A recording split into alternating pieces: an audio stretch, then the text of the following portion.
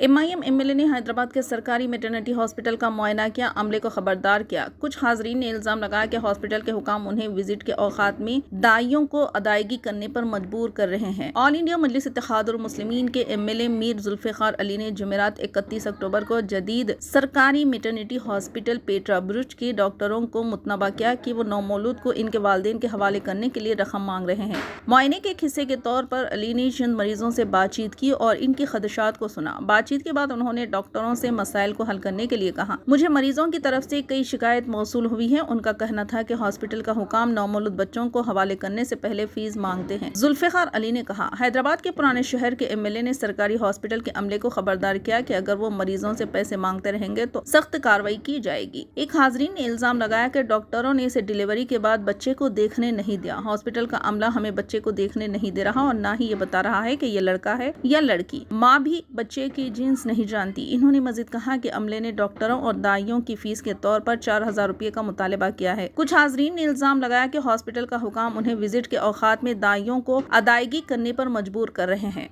मेरा नाम सैयद हबीब अली है। मैं शमशाबाद से आया हूँ यहाँ पे। कल 8:30 को मेरी बेटी हुई और अलग रूम में ले आके बिठा के बोल रहे कि पैसे दियो, मुँह दिखाई दियो बोल के बोल रहे, 4000 दियो, 5000 रुपए दियो बोल रहे। डिमांड कर रहे हैं आप? डिमांड कर रहे हैं लोग। और दिए उनको पैसे? जी हाँ, देना पड़ा। 3000 रुपए तो ले लिए लोगों। लेके जब दिए बच्चे को